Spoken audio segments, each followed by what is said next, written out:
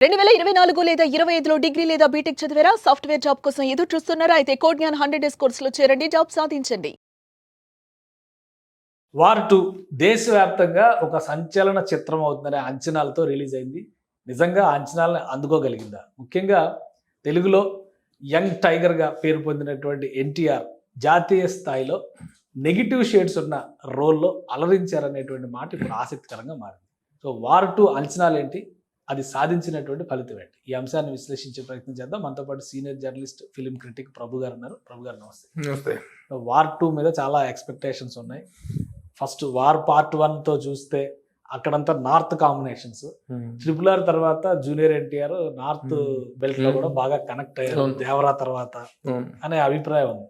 So ఒకసారి national level హీరోగా అక్కడ ఎమర్జ్ అవుతున్నటువంటి తీరు గురించి చర్చ నడుస్తుంది. వార్ 2 ఆ ఇమేజ్ ని, ఆ స్థాయిని నిలబెట్టిందా? యశ్రాజ్ ఫిలిమ్స్ వాళ్ళు చేసేటువంటి యాక్షన్ సీక్వెన్స్లు అనేటువంటి చాలా హై లెవెల్లో ఉంటున్నాయి. మంచి రిజల్ట్స్ కూడా ఇచ్చినటువంటి చూసాం మనం. ధూమ్ సిరీస్ కానీ మళ్ళీ వార్ సిరీస్ కానీ చూస్తున్నాం. బట్ మేకింగ్ వాల్యూస్ పరంగా the way the film is canned, picturised, ఆ పాయింట్ ఆఫ్ వ్యూలో it's a very high voltage action film అనేటువంటిది మాత్రం చెప్పచ్చు. అయితే ఏ సినిమా గురించి అయినా మనం మాట్లాడుకున్నప్పుడు కథ ఏంటి, దాంట్లో ఇమోషనల్ కంటెంట్ ఏంటి అనేటువంటిది మాట్లాడుకుంటే ఆ ఇమోషనల్గా అంత గొప్ప కథ కాదు. మరొక routine action crime back drop cinema. అన్ని దేశాల వాళ్ళు, రకరకాల దేశాల వాళ్ళు అక్కడ కనిపించకుండా, పాత సినిమాల్లో కనుక విలన్ కనిపించకుండా సిలౌటీలో ఉండి మాట్లాడుతుంటారు. ఆ విధంగా అన్ని దేశాలు, బంగ్లాదేశ్, పాకిస్తాన్, చైనా, వీళ్ళందరూ కూర్చొని అలా మాట్లాడుతూ హీరోలకి అసైన్మెంట్ ఇస్తుంటాడు. హీరో వీళ్ళకి నువ్వు జేమ్స్ బాండ్ పాత జేమ్స్ బాండ్ సినిమాల్లో ఇచ్చినట్టుగా ఇస్తుంటారు అనమాట. దాని ప్రకారం ఆ క్యారెక్టరు కబీర్, హృతిక్ రోషన్ పోసినటువంటి రామాజీ ఇతను ఆఫీసరు, అతను తన్నే పెంచి పెద్ద చేసినటువంటి జైల్లో చిన్నప్పుడు ఇది ఉంటుంది కదా, బాస్టల్ స్కూల్లో ఉన్నటువంటి కుర్రాడిని తీసుకొచ్చి పెంచి పెద్ద చేసినటువంటి అతన్నే చంపేస్తారు. అశుతోష్ రాణా చేసాడు ఆ క్యారెక్టర్, ఆ CBI officer character, military officer character. ఆ క్యారెక్టర్ అతన్నే చంపేస్తారు. ఎందుకు అతన్ని చంపాల్సి వచ్చింది? తను ఒక గాడ్ ఫాదర్ లాగా పెంచి పెద్ద చేసినటువంటి, తన్నే దేశం కోసం బతికినటువంటి ఒక గొప్ప సైనికుడిని, గొప్ప వారియర్ని ఎందుకు చంపాడు ఇతను అనేటువంటిది ఒక ఇదన్నమాట.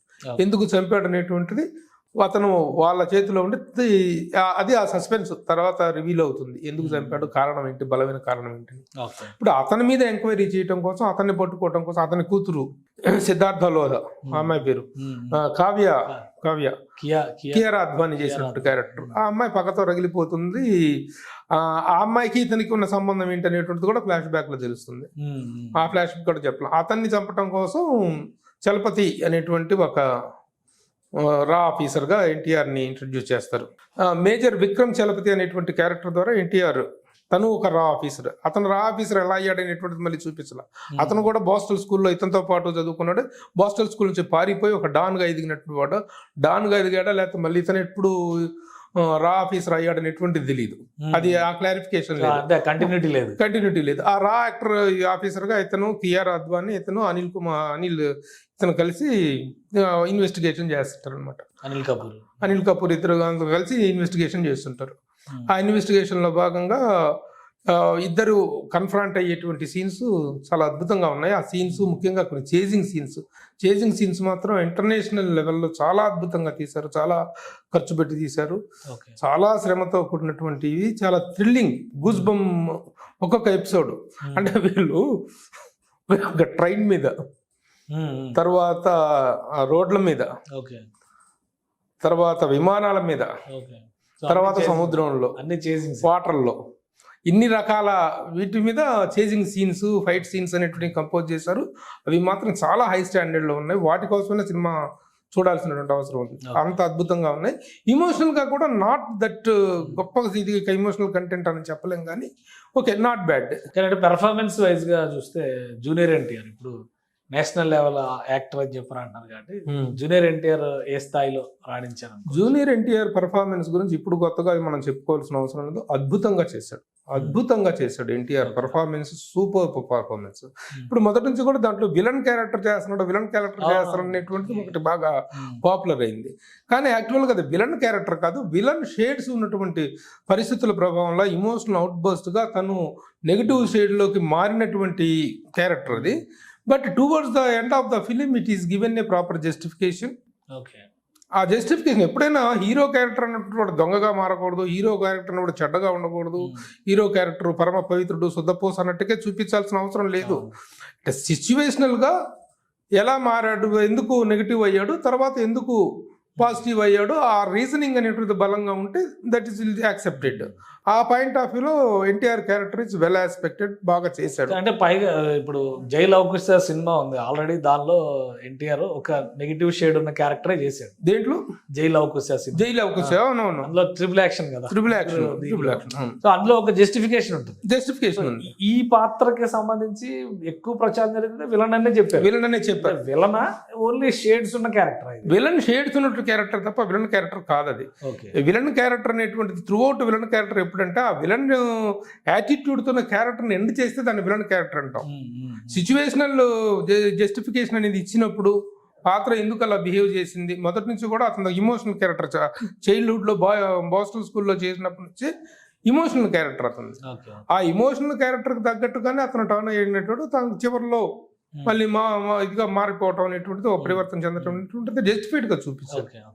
మిగతా క్యారెక్టర్స్ కూడా ఇందులో బాబీ కానీ అనిల్ కపూర్ కానీ, సో వీళ్ళందరూ చేసినటువంటి పాత్రలు వాటి జస్టిఫికేషన్ ఎలా ఉంది, లేదా ఓన్లీ వీళ్ళిద్దరి మధ్య అది కమాండింగ్?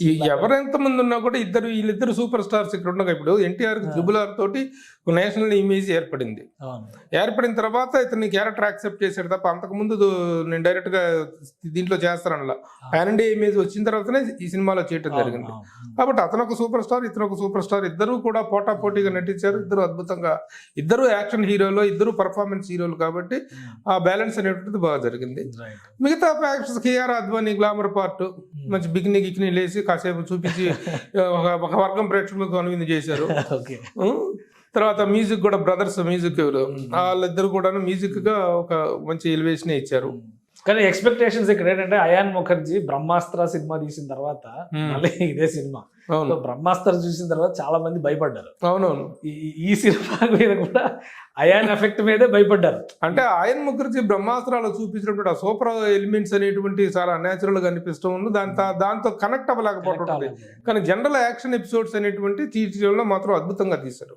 ఫైట్ సీక్వెన్స్, ముఖ్యంగా ద ఫైట్ మాస్టర్స్ కానీ, music, technical aspects of the film, making standards of the film are very very very very good. అలాగే చోప్రా మేకింగ్ స్టాండర్డ్స్ అనేటువంటి కూడా, ఆదిత్య చోప్రా మేకింగ్ స్టాండర్డ్స్ ని బయట పర్టికులర్లీ అప్రిషియేట్. అయితే మొత్తం మీద గొప్ప సినిమా అయితే అని కితాబులు ఇచ్చేంత సినిమా అయితే కాదు. అది మాత్రం కూడా వార్ 1 తో ఇది కంపేర్ చేస్తున్నారు అందరూ. ఆన్లైన్ లో ఎక్కువ వేస్తుంది కూడా అదే.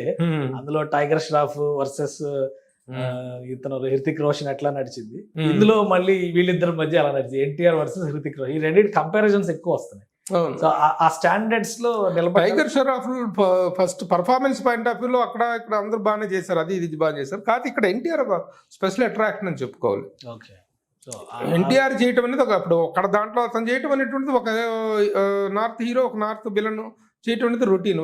South hero as a main కాంపిటేటివ్గా చేయటం అనేటువంటిది, పోటాపోటీగా చేయటం అనేటువంటిది ఒక కొత్త నావల్ పాయింట్. ఆ కాంపిటేటివ్ స్పిరిట్ అనేటువంటిది మాత్రం బ్రహ్మాండంగా కనిపిస్తుంది. సో మీరేమిస్తారు దీనికి వార్ 2 సినిమాకి సంబంధించి మీ final word? Making standards, fighting scenes, ఆ థ్రిల్స్ చూడటానికి మాత్రం ఒకసారి వెళ్ళొచ్చు. ఇమోషనల్ గా మీరు కనెక్ట్ కాకపోతే ఏం చేయగలిగేది ఏం లేదు. ఇమోషనల్ గా అంత కనెక్ట్ అయ్యేటువంటి సబ్జెక్టు, గొప్ప subject, unsaid subject, untold subject అని చెప్పడానికి ఏం లేదు. రెగ్యులర్ అసలు ఎందుకు ఏ దేశాలు తిరిగారు, సినిమా అంతా దేశాలతో ప్రయాణిస్తూ ఉంటాయి. ఒక సినిమా మొత్తం కూడా ఏ ఊరు పోతే ఎవరు టైటిల్ కార్డ్స్ అక్కడ వేస్తూ ఉంటారు అనమాట. Okay okay. జకోస్లోవేకియా అని, జపాన్ అని, సింగపూర్ అని, దాని టైటిల్ కార్డ్స్ వరల్డ్ మూవీ అన్నమాట ఇది. వరల్డ్ మొత్తం తిరుగుతారు. ఓకే. అంత తిరగాల్సిన అవసరం ఏముంది? అదే ఆ పాయింట్ ఆఫ్ వ్యూలో చూసుకుంటే స్టోరీ అనేది తిన్నగా నడవకుండా అక్కడ ఇక్కడ చిన్న కన్ఫ్యూజన్, అందులో క్యారెక్టర్స్ పేరులో కూడా చిన్న కన్ఫ్యూజన్ అనేటువంటిది ఉన్నాయి. అట్లాంటి కన్ఫ్యూజన్ అదంతా ఉంది.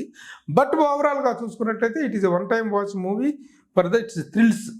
ఓకే. ఫైటింగ్ సీన్స్ అనేవి, అన్ని యాక్షన్ సీన్స్ అనేటువంటి చాలా అద్భుతంగా తీశారు ఆ పాయింట్ ఆఫ్ వ్యూలో. మోర్ ఓవర్ సినిమా ఏంటంటే ఇప్పుడు ఈ కూలీ సినిమాకి కానీ ఈ మధ్య వస్తున్న చాలా సౌత్ సినిమాలు బ్లాక్ సినిమాలు చూపిస్తున్నారు. బ్లాక్ షేడ్ అనేటువంటి చూపిస్తున్నారు. కేజీఎఫ్ ఎఫెక్ట్ కేజీఎఫ్ ఎఫెక్ట్ వీటన్నిటిలో చూపిస్తే సినిమా అంతా బ్లాక్ గా ఉంటుంది. అసలు చూసే ఇది కలగట్లా. బట్ ఇది మాత్రం కెమెరా వర్క్ మాత్రం సినిమా లడ్డులాగా కనిపిస్తుంది. చూస్తున్న సేపు ఆ విజువల్ బ్యూటీ అనేటువంటిది, ఆ విజువల్ బ్యూటీని కిల్ చేస్తున్నారు ఈ బ్లాక్ దీంతో. ఆ బ్లాక్ పిచ్ ఎందుకు పట్టిందో అర్థం కావట్లేదు. కానీ ఈ సినిమా మాత్రం యాజ్ ఫార్ మినహాయింపు, as far as we see the film, సినిమా ఆ విజువల్ బ్యూటీ అనేటువంటిది త్రూ అవుట్ ఎంజాయ్డ్ ఇట్.